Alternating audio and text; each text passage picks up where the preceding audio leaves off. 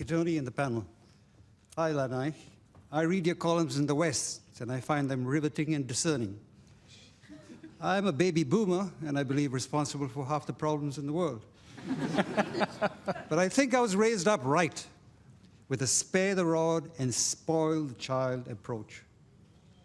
Do you think this country's liberal views on the family in terms of advocacy for changing the traditional family values is leading to current social and community issues by slowly fragmenting and eroding these values?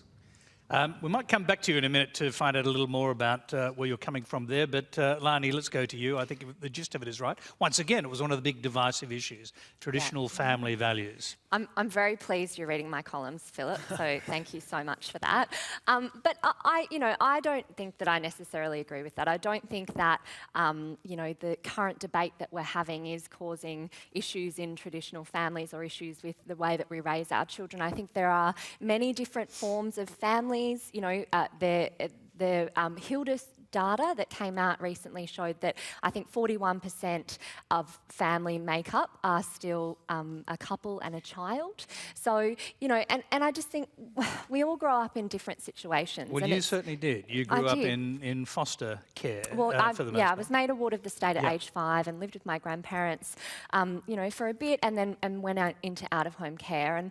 And Does it give you a different perspective on this? Well, absolutely, because I have 4 children of my own now, a 5-year-old and 3-year-old triplets, and I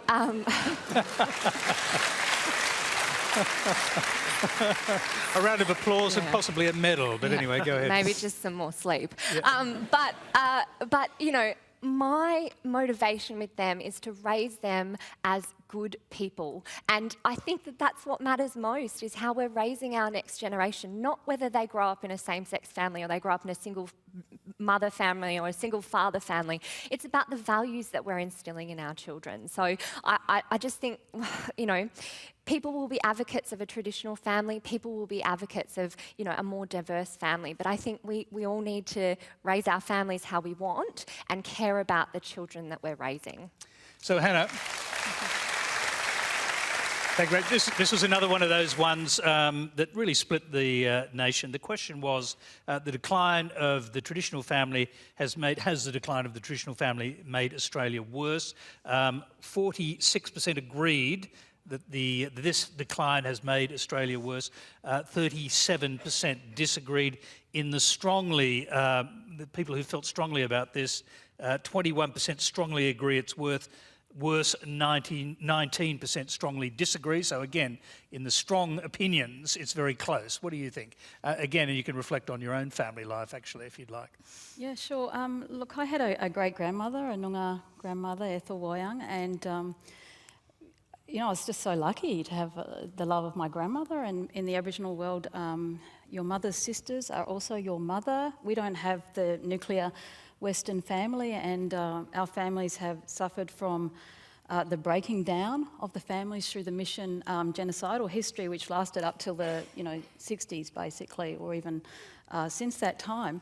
So the family, the love of the children in the different the forms and the cultural ways is so important. And what we're seeing though is this continual sort of interruption and distress to Aboriginal families. And you have a very different idea of what traditional family values mean. Well, that's right. We have much more of a communal family makeup and interest, but still that's not being properly recognised and respected. So many Aboriginal children are being removed without proper family engagement, actually, and sent into a life of care. I did experience some institutional life growing up, and it was not safe, not a good experience at all. We're very worried about the numbers of Aboriginal children going into care, and West Australia actually leads the way in terms of the removal of children, Aboriginal children today. The numbers are much higher than they were during that terrible history of the stolen generation. And we are trying to fight for reforms that actually are about empowering Aboriginal communities, keeping Aboriginal women and families safe, and having self-determination at the core to prevent this sort of breaking down of our families today. I might just quickly go back to our questioner. Thank you very much. Phillip, you could jump up if you would mind. I'm just actually, I just want to go back quickly to understand what it is you believe traditional family values to be. Oh, yes, I do. But What do you think it is? How would you describe traditional family values from your perspective? traditional values, family values for me would be something that's values that are more characteristic of a family that's more cohesive and also a bit of discipline. And that can be harsh in this day and age in a democratic sort of spectre. But traditionally, a family value for me would be values where the breakups in families are minimized, for instance, through love and caring and all those sort of things. And that's the way I see it. Thank you very much, Phillip. Zach, what do you think? And why do you think this is such a divisive issue in the survey? I'm not entirely sure, to be honest with you. I think I think a family unit is wherever there's love. I mean, that's the whole thing to me. I think whatever that looks like, that's the most important thing. And those are the values that should, love and care and protection of those around you should be what you're impart on those who are in your family and whatever the family looks like. And I think Hannah's right to raise the point. Aboriginal children in Western Australia are 18 times more likely to be placed in out-of-home care than non-Aboriginal children. It's a huge number.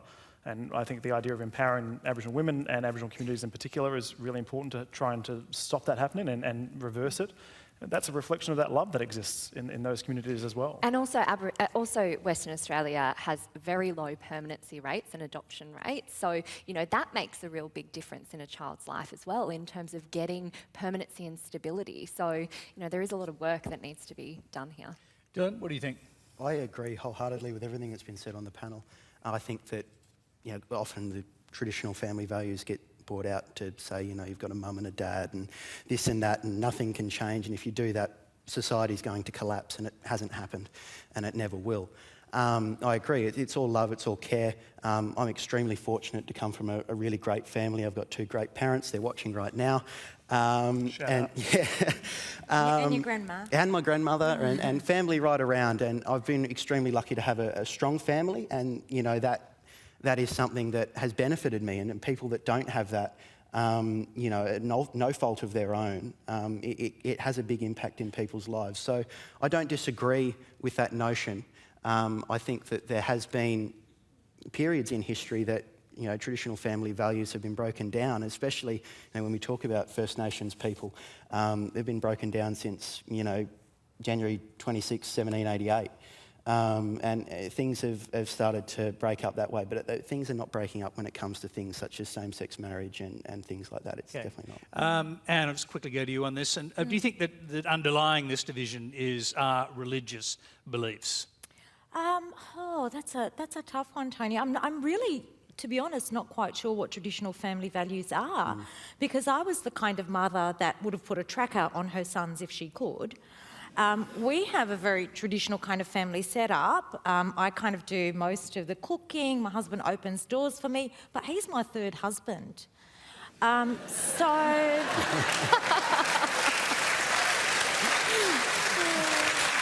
But I did good the third time, Tony, just let me say, because he's just sitting there. So I'm not really quite sure what traditional families are.